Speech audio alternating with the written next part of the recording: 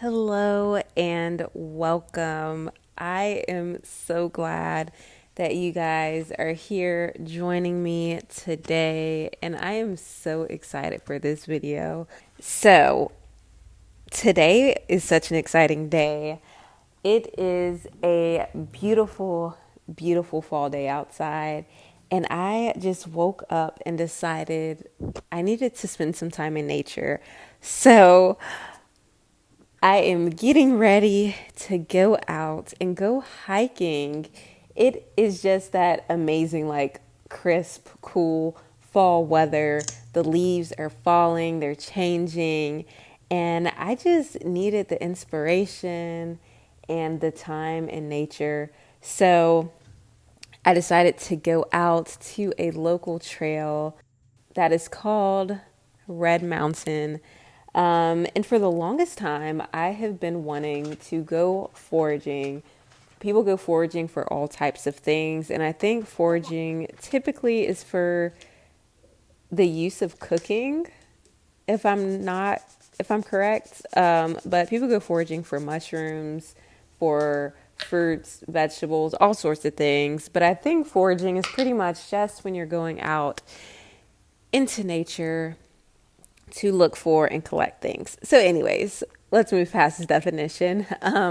So, I decided to go foraging for red clay, which is something we have native to where I live. So, the soil turns red due to the high levels of iron. And the iron being oxidized. So they call it iron oxide. And so this red clay is like the perfect brick red color, and I've seen it in lots of places just throughout living here, but I decided I couldn't think of like where exactly to go to find it. So I was thinking, and I was like, what better place to go to than Red Mountain? So that is where I am on my way to today. I am at Red Mountain, and I'm going to collect some red clay. This process was so much fun. I did not have the proper tools, y'all. I literally had like this plastic little measuring cup, and I used it like a shovel. And then I took my mom and my daughter with me, and my mom is so brilliant. She found a large stone, and she was like, we're going to use this large stone to extract the smaller stones in clay, and it worked. It was amazing, and we were able to get tons and tons of clay. I got these glass mason jars. I like to recycle my pasta sauce jars and any other nice sturdy glass jars I come across after using them, especially in the kitchen. So I took those jars and we filled two of them up. One had large pieces of clay or rock or stone, whatever you want to call it, in it. And the other one had some that were more loose and crumpled up. And so after we collected it, I went home, and the next day I pretty much just sat and sifted through it. I sifted through it using a strainer. Now, I'm not 100% sure if the strainer, it worked, but it did leave these like little teeny tiny pebbles in it. And so at this point, I knew it was a little coarse.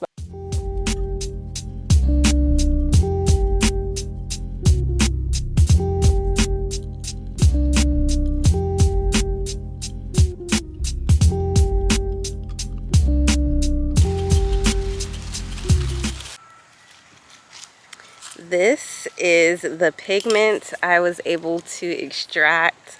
I probably could get a ton more with the use of a mortar and pestle, but this is what I was able to sift just from the loose rocks and clay. Almost an entire full jar. So yes, I am waiting for some more of my tools. I'm waiting for some more of my tools to get in from Amazon today. So as soon as that happens, I will be transforming this into paint. So stay tuned.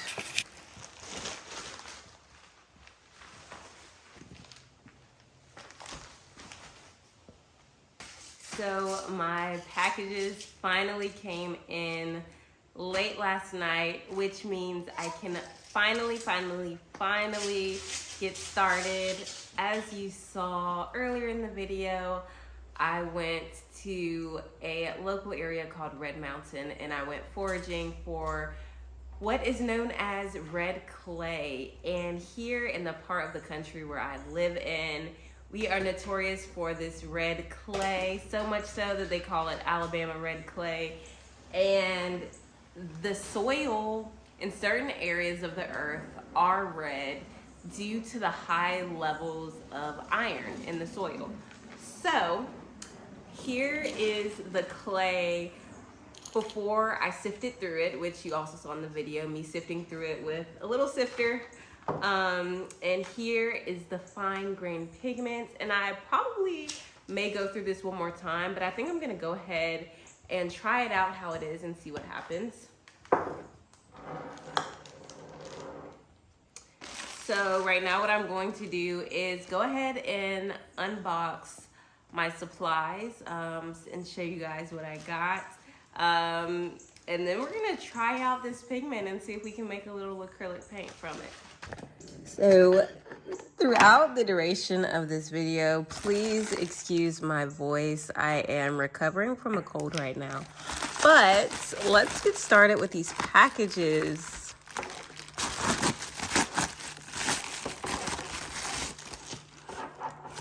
Shout out to Amazon for getting this to me overnight. I really appreciate it.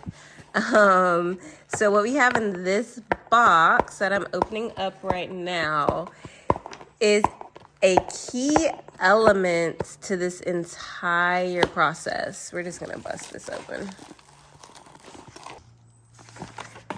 Okay, here she is. This is a glass muller.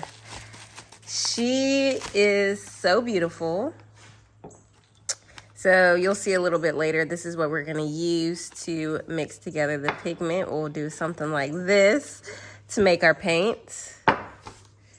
Move that out the way. Okay, the next package goes with this set. Or I may have bought them individually. I don't remember. I think I bought them individually. I think I had to. It wasn't a set that I really cared for. Okay, so technically, as you can see by the labeling, this is a glass cutting board, but it's okay. Any glass slab works for this. It doesn't have to be specifically any type of brand or anything. I almost even went to Home Depot and grabbed one because I knew I could get one in a larger size than this for cheaper price, but I did not feel like the hassle of having to go to Home Depot. So this is gonna have to work for now. I can always go back and get a bigger one if I need to, but I think this is gonna be quite perfect. Okay, so I picked this one out specifically. I picked this one out specifically for these little feet it has on it, for lack of a better word. But yes, this is our set, and I like it because they grip. So we have our glass plates, for lack of a better term, again, a glass, what do I want to call it? Tray, and our muller, our glass muller here. Okay, so when you're making paints from pigments, there are so many different mediums you can use, and it honestly just depends on the type of paint you're wanting to create. So for the sake of this project, and just testing out our pigments, I'm going to be using a matte medium acrylic base, a matte acrylic medium. And it is from the brand Golden, I believe. I need to get it out of my vehicle real quick. I just picked it up from Michael's. And I actually have an event that I will be doing, that I will be a part of tomorrow night, that is a STEAM or STEM based event. And so I will be breaking down just the science behind how paint is made. A lot of us usually just buy paint from the store and we don't think about the process that goes into it. And as an artist, that's something I've really been wanting to get back to. Not only working from pigment and making my own paints from scratch, but also extracting and finding natural pigments from the earth. I feel like it's so beautiful. I love the process, and I feel like that in and of itself is an art form. And I'm wanting to, as an artist, slow down and be more, dive deeper into process and the journey of creating, rather than just creating to reach a final product. So I'm really excited about that and that journey alone. I want to create a lot more videos soon just on the different ways you can get pigment. So rosemary is one. And I was really surprised the first time I ever made rosemary oil or rosemary water, because since it's green, you would assume it's green, but it actually turns pink, which is really cool. And I'm learning the science behind why that is. But yeah, another cool thing about doing pigment is that you can really control the outcome of the color you get. So with natural pigment, you may not be able to entirely control what color you get from whatever natural source. So even this red clay, I don't know what color it's gonna come up. As you saw earlier, I took some clay and just smeared it across some white paper I had in my notebook. And it came out a very ochre color, like a raw sienna type color.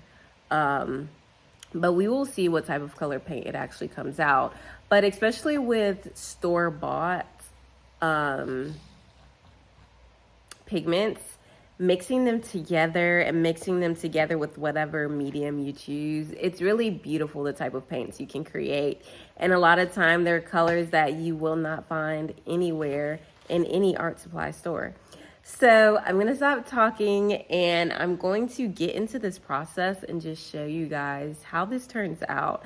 I'm so excited to create it. I'm so excited to show you guys. I'm working on a really big project in collaboration with an organization, and I'm working on a oil painting. And for this painting, I knew I wanted to create my own paint, and I wanted it to specifically, the pigment to be collected by my hands, created from my hands, but sourced from the land that is in the community that I'm a part of, and the community that I have been researching and that I will be speaking about within this art piece that I'm creating. So that is what brought me to this moment, and other events and other things. I will be sharing these findings and similar findings at other events and other things that I have coming up. But I just had to share this moment with you guys. This is the first time I've ever collected natural resources to create pigment. This is the first time I've been foraging and like hiked in the woods to forage something very specific. This is the first time I'm making my own paint. This is the first time for everything. And so what better way to share this moment and my excitement than with you guys? So like I said, I was gonna stop talking, but I kept talking anyways. But now I'm officially done talking, and let's hop into this process of creating this paint. Okay, so this is the holy grail right here. This is my golden matte medium, and this is what we're about to use to make this paint. Okay, so I have everything we need. I have the golden matte medium. I have my pigment here, the molar, the glass plates, and last but not least, I need a palette knife, which I just had one. Here it is. And it's nicely decorated with some gold, whatchamacallit, some gold. Oh my gosh, I cannot think today. Anyways, I was using some gold. And it is stuck on here, but it's okay. It won't come off into our pigment. So anyways, let's get started. I feel like you can't even really see or appreciate this color right here, but it is gorgeous. I'm just going to, I'm using the palette knife. I don't trust. Okay. Here she is. So I'm just going to take this much. It is so beautiful. You guys can't even see this color right here. But yeah. Okay. So here we go. I'm not nervous, but I'm kind of nervous because I don't know how this is going to turn out.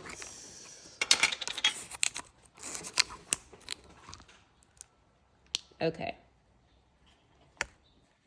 So we got our medium. I'm going to go ahead and just put a little there. Can't let any of this go to waste. Okay. Let's go ahead and mix this in with the palette knife a little bit.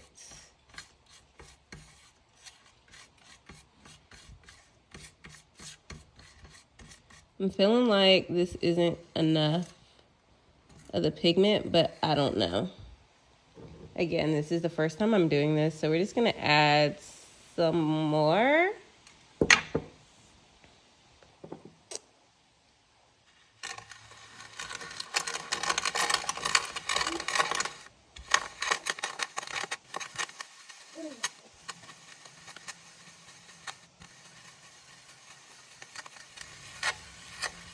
The color seems very light, and I don't know if it's from the matte medium, which is translucent, but right now it's like a whitish color. Oh, interesting. Okay. Very interesting.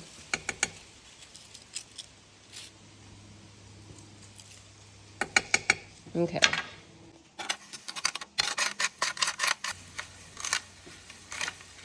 I think this is our color. I think this is the color we're getting. Very unexpected. And so the pigment is very sandy because of this clay.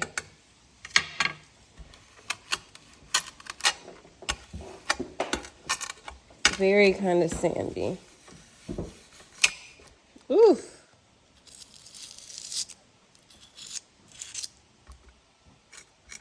So this makes me feel like I'm going to have to get a mortar and pestle and just grind this pigment up some more to get it much finer and looser, because that is too thick. I don't like that texture. It's too grainy. But I'm glad I tried this out. So this right here would be what we could paint from. And again, it's really hard to see that color. I'm gonna grab a paintbrush, and I have a little mini canvas. We're gonna test this out real quick. Okay, here's my canvas. Let's see what happens.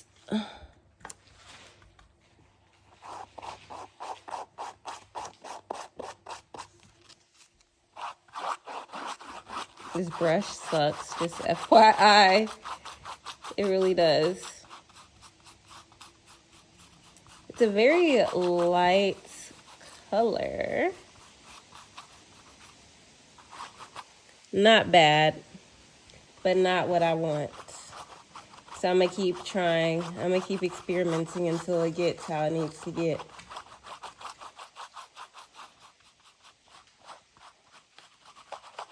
definitely like a sienna for sure. And I know this is ugly.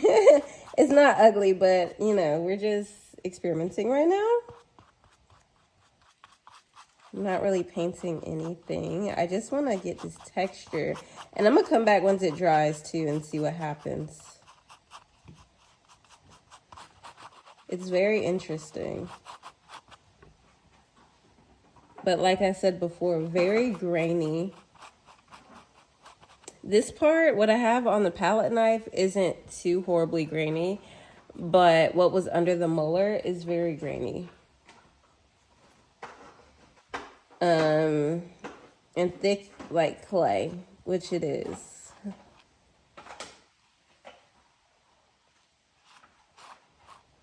So,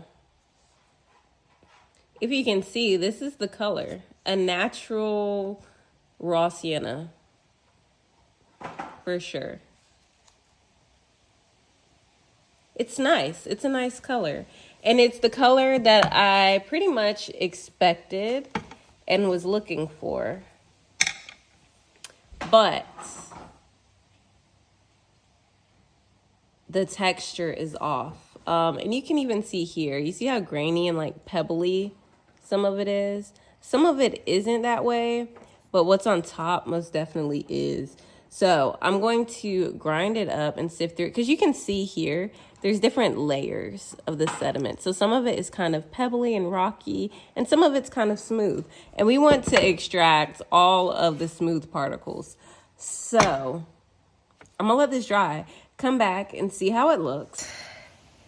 So yeah, what I'm going to do is grind this up some more, get it to a smoother texture, and then we're gonna try this again. I'm going to have to run to the store to get a mortar and pestle.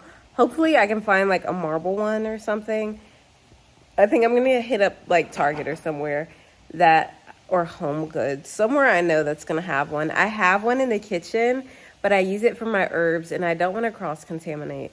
So I'm gonna go get a new one specifically for pigments. And we're gonna try again, see what we can't figure out, because this whole thing is an experiment. It is trial and error. It is a journey. And it's a true test, you know? If I got it right the first time, it wouldn't be a journey. I mean, it would have been, but a very short-lived one. So this is just adding to the journey, adding to the lessons learned, adding to the experience, and I feel like a true scientist. So, yeah, let's head to the store.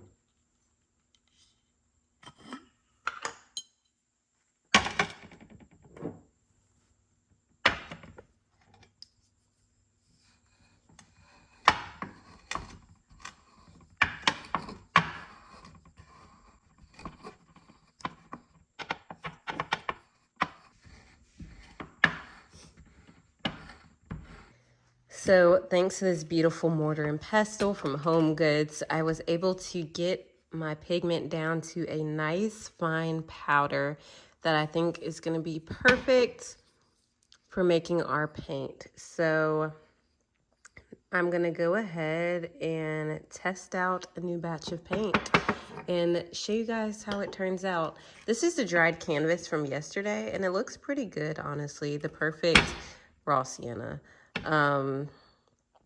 But I'm gonna go ahead and see if I can't get this beautiful textured pigment to result in a beautifully textured paint.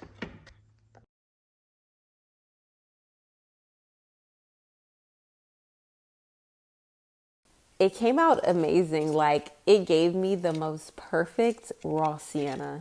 I even took my Liquitex raw sienna and put it up against my natural Alabama red clay paint, and it was identical. Now the Liquitex was more pigmented, or I would say like more concentrated. It was thicker. And I'm still working on getting the texture down. But overall, I'd say I nailed it right on the head. Like, if you are in the southeast region, specifically Alabama, get you some red clay. And if you're not, you can. I discovered that people actually bottle up and sell Alabama red clay on Etsy, which is so random but really cool at the same time. So yeah, if you're wanting to try this project out as well, I suggest go on Etsy and get you some clay, or hit me up, maybe I can send you some. But yeah, this process was so amazing. I've been wanting to do this for so long, and I just woke up today and was like, hey, I'm going to do it. And I'm so glad that I did. This process is so beautiful, and it really allows me to just be really grounded and like present in the process. I try to be extremely present, but so much of the process is kind of like expedited and instant, because I have art supply stores at my disposal where I can just go buy the paint, put the paint down, mix it up, put it on the canvas, and boom, I'm done. I'm so thankful that you guys joined me in today's video, and that you've been supporting and just being there throughout my journey. And if you've made it this far in the video, all the way to the end, thank you. I really appreciate it. I am not stopping anytime soon, and I plan on creating much more content showing my journey of creating my own pigments, because this was just the beginning. I hope you guys have a beautiful day. Thank you so much again. Bye.